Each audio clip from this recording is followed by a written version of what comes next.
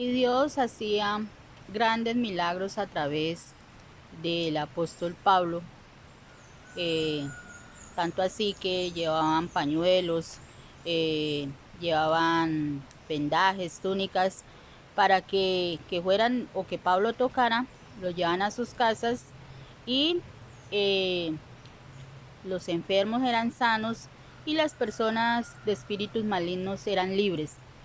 Pero no solamente a través de esa forma Dios utilizó a este apóstol Pablo, sino también personalmente.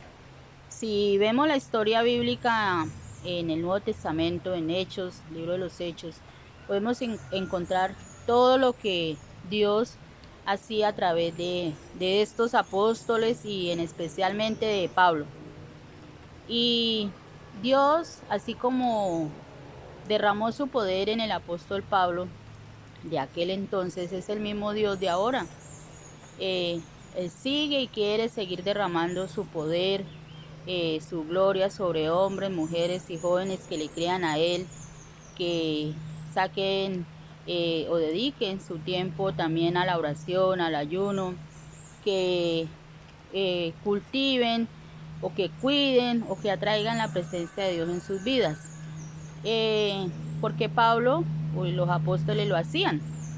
Y fue así que Dios derramaba su poder sobre ellos para poder hacer grandes cosas, extraordinarias cosas, dice la palabra de Dios, en la vida de ellos con otras personas. Entonces, el mismo Dios de ese entonces, mi gente, es el mismo Dios de ahora, de siempre, de mañana. Entonces, lo que pasa es que a veces, y sobre todo al pueblo cristiano, se le olvida eso, de que Dios todos los días está vivo, todos los días quiere derramar su gloria, su poder y glorificarse en aquella vida que le permita para que pueda trabajar aquí en este reino de las tinieblas. Debemos anhelar, mi gente, pueblo cristiano, eh, que esos milagros que Dios hacía a través de esos apóstoles también eh, Dios lo pueda hacer a través de nosotros para que su nombre sea glorificado.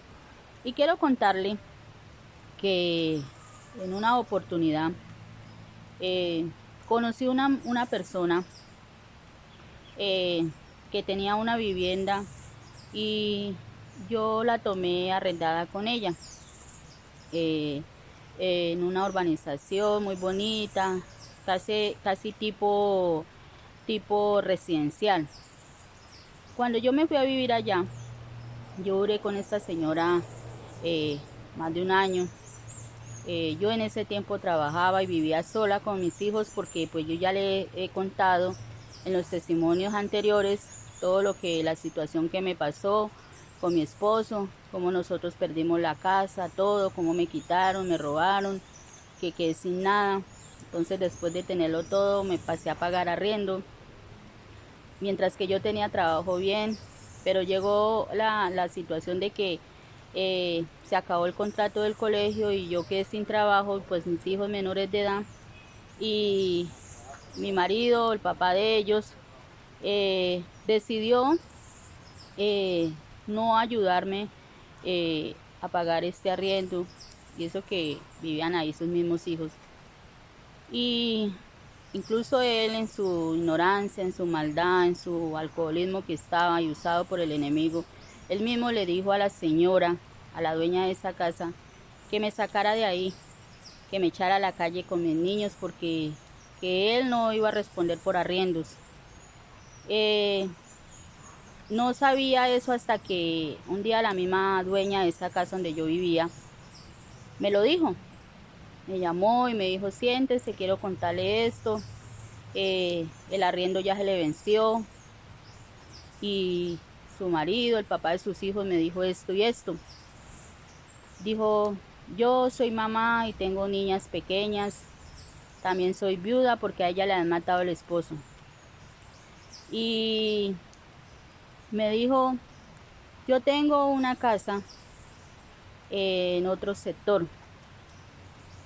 Su marido dijo que la echara a la calle con la niña, yo no puedo hacer eso.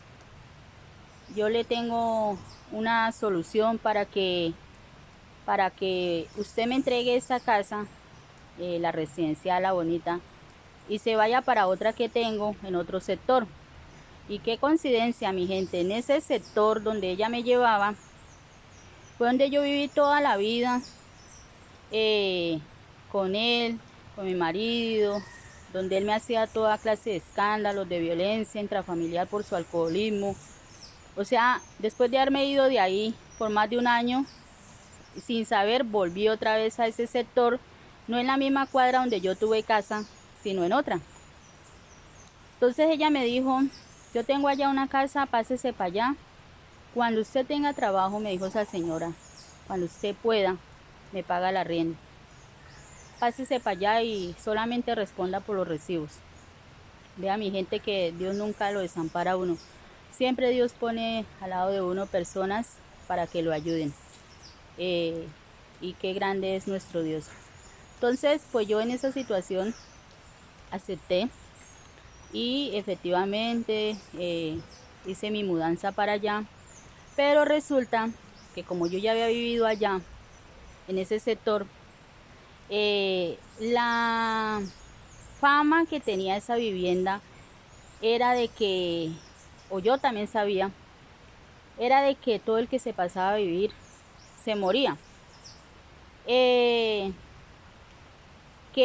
no duraban los inquilinos sino 2 o 3 meses y alguien se moría ahí. Y la casa a la señora le estaba generando pérdidas porque ya nadie, por eso la tenía desocupada, porque ya nadie quería irse a vivir allá. Repito, por la mala fama que cogió esto. Decían que esa casa estaba maldita porque siempre se moría alguien, entonces no cogió mala fama, nadie se quería ir para allá. Yo me tracé para allá, pues yo nunca he creído en agüeros ni nada de esas cosas que dice la gente de eso, no, de esas cosas de agüeros ni nada de eso. Me fui para allá con mis niñas, con mi hijo, y la casa también era bonita, solo que no era residencial, pero era bonita por dentro. De hecho, la fachada también. Me fui a vivir allá duré 3 meses. Y desde que llegamos, mi hijo empezó a sentir una mala energía allá. Él llegaba ahí y él me empezó a decir que él subiendo por las escaleras miraba sombras, que él sentía una mala energía. Y pues como él hacía poco había acabado de salir de esa liberación del pacto que él hizo con el diablo, pues yo dije, él debe estar dije entre mí, dije, eso debe ser que esos espíritus lo están persiguiendo todavía. Y lloraba y reprendía todo espíritu ahí, pero en las escaleras. Yo decía que, porque mi hijo siempre me decía que era en el momento que él entraba y subía por las escaleras que él miraba sombras y que él miraba espíritus y que estos espíritus lo atormentaban, que él le daba miedo pasar por ahí. Y que él pasaba por ahí y que luego él me decía, mamá, desde que yo entro, yo siento eso.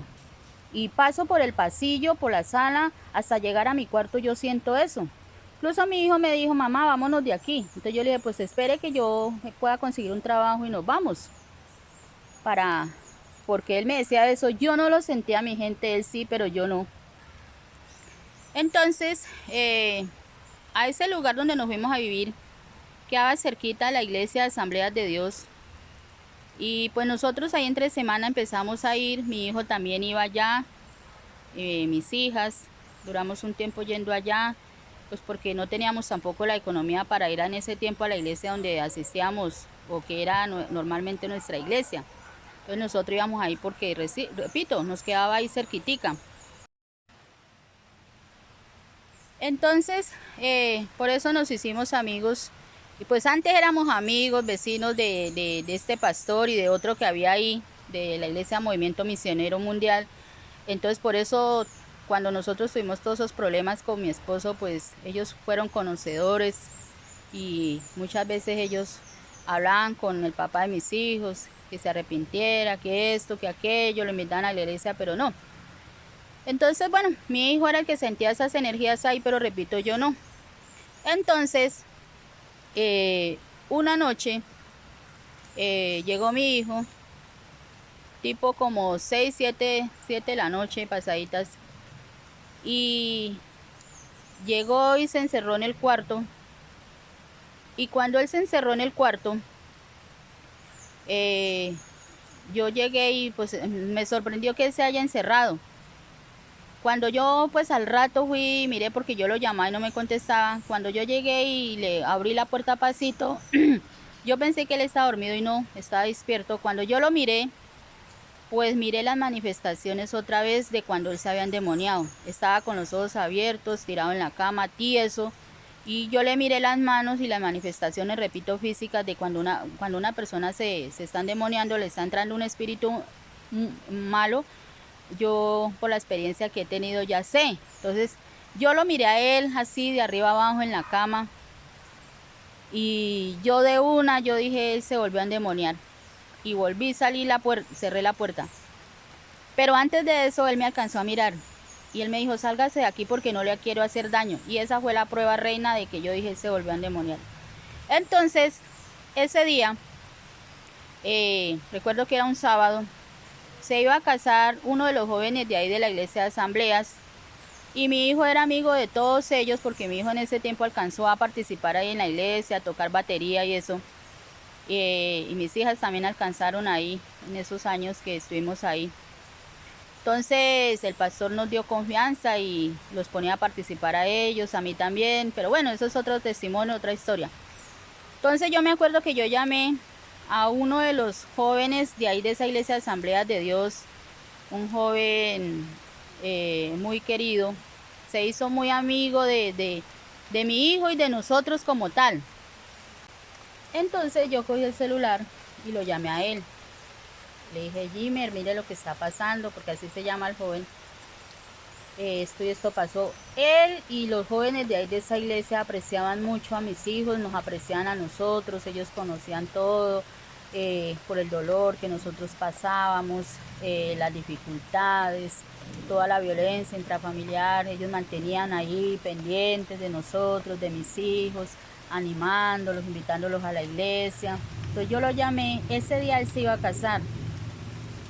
Y nosotros íbamos a ir al matrimonio, han invitado a mi hijo y no pudimos ir porque él pues se había vuelto a endemoniar. Yo lo llamé, le dije lo que estaba pasando y este joven en ese tiempo terminó su matrimonio y repartió rápido la comida porque la recepción era mismo ahí en el salón de la iglesia, y de una vez él con todo el grupo de jóvenes que más quisieron y llegaron a mi casa. Llegaron tipo 9:30, 10 de la noche. Mi hijo seguía encerrado en el cuarto, yo por rato iba y lo miraba. No, yo no le apagué la luz, él tampoco, y él seguía en esa posición de su aspecto físico que ya estaba endemoniado. Entonces estos jóvenes llegaron ahí y yo les conté lo que estaba pasando, y este joven Jimmer de una vez entró al cuarto, dijo, ¿dónde está él? Y dije, en el cuarto, y fuimos los dos. Cuando entramos los dos, que él abrió la puerta, este joven lo saludó. ¿Qué más? ¿Cómo está, Alejandro? ¿Qué pasó? Y a nomás mi hijo vio que yo entré con él, de una vez el espíritu malo habló a través de él y le decía a él, sáquela a ella de aquí porque no le quiero hacer daño. Y se empezó a manifestar ahí mismo el espíritu, entonces yo rápido salí de ahí. Y el joven de asamblea se quedó un momento ahí con él, pero él inmediatamente también salió. Entonces él llegó y me dijo a mí y le dijo a los otros jóvenes, no las podemos dejar solas, porque yo iba solo con mis hijas y él y mi hijo. Dijo, no las podemos dejar solas, ya mismo vamos a hacer lo siguiente. Él le dijo a todos esos jóvenes que los que pudieran fueran a la casa, si podían trajeran cobijas, colchonetas, panela, y que íbamos a hacer vigilia ahí en la casa. Y eso hicieron, mi gente, más de 10 jóvenes ahí de Asambleas de Dios. Entramos en vigilia, entramos en oración. Unos durmieron en un sofá que yo tenía, otros durmieron en el suelo con cobijas, con colchonetas, todos ahí rodeados. El joven que se había casado también con su esposita, con mis hijas, todos en vigilia esa noche. como a las 12, entonces por tiempo nos parábamos todos, nos cogíamos de la mano y orábamos. Y cuando empezábamos a orar, la luz de esa casa se empezó a ir. Se iba y volvía, se iba y volvía, pero solo en esa casa. Entonces yo entendí que había un espíritu ahí. Pues primero porque yo pensé que solo era en la vida de mi hijo, pero ese día entendí que era ahí en la casa. Entonces yo llegué y dije, y oramos y reprendíamos espíritus malos y todo y nada. La luz se iba y mi hijo por allá, nosotros lo miramos así medio con la puerta abierta y se manifestaba ese demonio, ese espíritu, hablaba feo, su aspecto físico horrible. Fue así mi gente que como a las 12 pasadas, casi 1 de la mañana, dormían por horas, se turnaban. Hicieron vigilia, pero una hora dormían 2 y los otros vigilaban y así, se levantaban y así. Entonces un momento casi como a la 1 de la mañana, 2, que a mí me venció el sueño. Y yo dije, pero yo no quería dormir, yo quería estar ahí porque yo dije cualquier cosa que pase, pues yo ya con la experiencia que había tenido antes conmigo, pues yo sé qué puede pasar y cómo podemos orar. Pero nosotros seguíamos orando y nada que pasaba, ese espíritu se manifestaba, la luz seguía yendo, volviéndose ahí solo en nuestra casa. Y todos les daba miedo al principio, que porque la luz se iba y entonces decía el mismo joven de asamblea, aquí hay un espíritu. Y yo sí, yo lo sé, yo decía, pero ¿cómo? ¿Por qué? ¿Qué será? Yo decía, porque cuando yo no siento nada, mi gente, pues yo simplemente, cuando Dios, el Espíritu Santo no me revela nada de alguien, o yo siento o escucho la voz de Dios, yo no puedo decir nada, porque yo peco. Entonces, si yo no lo siento, si Dios no me lo dice, yo no digo nada, no importa quién sea el que sea. Entonces, a mí me venció el sueño como a las 2 de la mañana, y yo le dije a ellos, yo me voy a ir a recostar un momentico a mi cama, y ahorita me paro. Yo me voy a acostar por ahí una media hora, dije así, y ya vengo otra vez con ustedes. Mi gente, me fui y me acosté, y tan pronto me acosté, yo me quedé dormida, y mi sueño que yo había programado de 30 minutos solamente pasó como 5 o 10 minutos nomás, y Dios me habló y me dio una visión, y espérenme para seguirles contando de qué se trata, y de cómo el poder de Dios ese día hizo libre esa casa, de que la habían embrujado, la habían hechizado, y que Dios a través de su poder me lo reveló a mí, y ese día pude saber, todos los que estamos ahí presentes, dónde estaba el entierro de esa casa. Así que espérenme para el siguiente testimonio.